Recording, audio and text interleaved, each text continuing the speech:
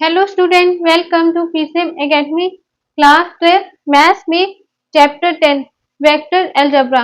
अब यहाँ पर टॉपिक है वेक्टर क्वेश्चन, मतलब पेपर में कैसे कैसे आपको क्वेश्चन देखने को मिलते हैं वो हम लोग यहाँ पर पढ़ेंगे। ठीक है, बहुत बच्चे कंफ्यूज हो जाते हैं कि क्या निकालना है, क्या दे रखा है। ठीक है, और यहाँ पर सबसे इम्पोर्टेंट बात, आपको कोई भी क्वेश्चन आ जाए, चाहे लैंग्वेज फॉर्म में आ जाए, चाहे ऐसे आ जाए सिंपल सिंपल, लेकिन बिल्कुल भी डरने का नहीं है।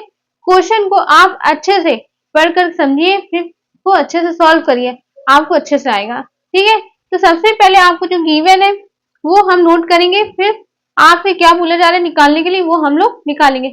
मतलब कुल मिला के आपसे क्वेश्चन में जैसे जैसे कहा जा रहा है आपको वैसे करना है। ठीक है, क्वेश्चन अपने आप सॉल्व हो जाएगा। चलिए, अब क्वेश्चन क्या है। इफ ए वेक्टर आपको दे रखा है I cap plus two J cap minus two K cap and B vector दे रखा है two I cap plus three J cap minus K cap. आपको ए वेक्टर दे रखा है और बी वेक्टर दे रखा है। Then find the value of mod A vector cross product B vector. मतलब यहाँ पर आपको ये फाइंड करना है। अच्छा, अब जो ए क्वेश्चन बोला गया है इसमें आपको देखने को मिल रहा है, सबसे पहले हमको क्या करना पड़ेगा, वेक्टर प्रोडक्ट सॉल्व करना पड़ेगा। ठीक है, वो आपको अच्छे से आता है। ठीक, फिर उसके बाद मॉड निकालना पड़ेगा A vector cross product B vector का। ठीक है, अब आपको अच्छे से क्वेश्चन समझ में आ गया होगा। मतलब आपको एक बार, मतलब यहाँ पर एक ही क्वेश्चन में दो आपको सॉल्व करने हैं। सबसे पहला A vector cross product B vector हम लोग सॉल्व करेंगे, फिर उसके बाद मॉड निकालेंगे इसका, जो हमारा आएगा वेक्टर फॉर्म में आंसर, फिर निकालेंगे मॉडुलस। ठीक, अब अच्छे से आप लोगों को समझ में आ गया होगा। तो चलिए सॉल्व करते हैं। देखिए, क्वेश्चन चाहे जैसा भी आ जाए आपको पढ़िएगा अच्छे से कम 2 से 3 बार। अब मैं तो लेकर के आ रही हूँ सिंपल सिंपल भी और हार्ड भी लाऊंगी। ठीक है, सारे क्वेश्चन कराएंगे, लेकिन आपको बहुत प्रैक्टिस करना होगा, तभी आप पेपर में या बुक में, अदरवाइज क्वेश्चन बैंक में आपको क्वेश्चन दिखता है तभी आप सॉल्व कर पाएंगे समझ के। ठीक है, तो सबसे इंपॉर्टेंट है प्रैक्टिस। प्रैक्टिस खूब करिए। ठीक है, तो चलिए, आप सबसे पहले ए वेक्टर हमको दे रखा है I cap plus two J cap minus two K cap. ठीक है, और बी वेक्टर दे रखा है two I cap plus three J cap minus K cap. अब यहां से निकाल लेंगे therefore A vector cross product B vector equal to, ये आपको करना हमने बताया है कैसे सॉल्व करते हैं। अगर अभी भी नहीं आता है तो सबसे पहले आप सीखे जाके वेक्टर प्रोडक्ट। ठीक है, ये बहुत इंपॉर्टेंट है, बहुत आते हैं इससे रिलेटेड क्वेश्चन। ठीक है, तो यहाँ पर क्या लिखेंगे, आई कैप जे कैप के कैप। आई कैप में क्या है 1 और एक 2, जे में 2 3 माइनस 2 माइनस 1।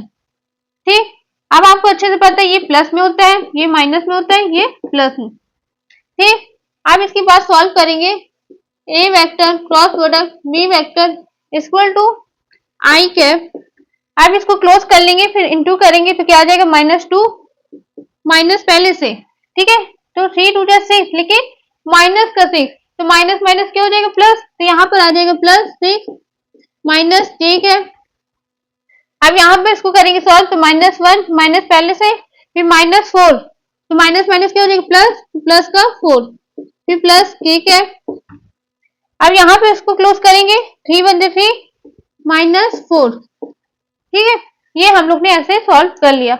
अब आपको प्लस माइनस करना आता है, तो चलिए करते हैं। A vector cross product B vector equal to 4 I cap minus 3 J cap minus K cap. ठीक है, ये अभी आंसर नहीं आए, ये अभी वेक्टर फॉर्म में हम लोग निकाल लिए A vector cross product B vector. अब हम निकालेंगे modulus of A vector cross product B vector. ठीक है, तो चलिए सॉल्व करते हैं। Now A vector cross product B vector, फिर यहाँ पर कैसे सॉल्व करते हैं, रूट के अंदर आई कैप जे कैप के कैप को कोफिशिएंट नंबर का स्क्वायर करके सम करके इसको हम सॉल्व करते हैं, वहां हमारा निकल आता है मॉड। ठीक है, तो चलिए सॉल्व करते हैं। 4 का स्क्वायर माइनस प्लस माइनस 3 का होल स्क्वायर प्लस माइनस 1 का होल स्क्वायर। आप इसको सॉल्व करेंगे तो आ जाएगा 16 9 प्लस 1, आंसर आ गया रूट के अंदर 26, ये आंसर आ गया। हमको ये फाइंड करने को बोला गया था। ठीक है, बिल्कुल इजी था, लेकिन बहुत बच्चे कंफ्यूज हो जाते हैं कि कैसे सॉल्व करना है। अच्छा, सपोज मान लीजिए मैं आपको इसी में एक क्वेश्चन दे रही हूँ, आप लोग रफली, ठीक है, आप लोग प्रैक्टिस करेंगे, देखते हैं मुझे मुझे पता चल रहा है आप लोग आ रहे हैं कि नहीं आ रहे हैं। ठीक है, एक क्वेश्चन मैं दे रही हूँ, ध्यान से सुनिएगा। अगर आपने सॉल्व कर लिया तो कमेंट बॉक्स में आंसर जरूर बताइएगा, और साथ ही साथ अगर नहीं आए तो आप लिख लीजिएगा मैम मुझे नहीं आया। मैं इस क्वेश्चन को कल के लेक्चर में या जब भी मैं बनाऊंगी उसमें आपको समझाऊंगी। ठीक है, तो चलिए, मेरे मन में एक क्वेश्चन आया। अगर सपोज मान लीजिए आपको ए वेक्टर दे रखा होता और बी वेक्टर, तब आपसे बोल दिया जाता then find the value of, और ऐसे दे दिया जाता mod A vector cross product mod B vector.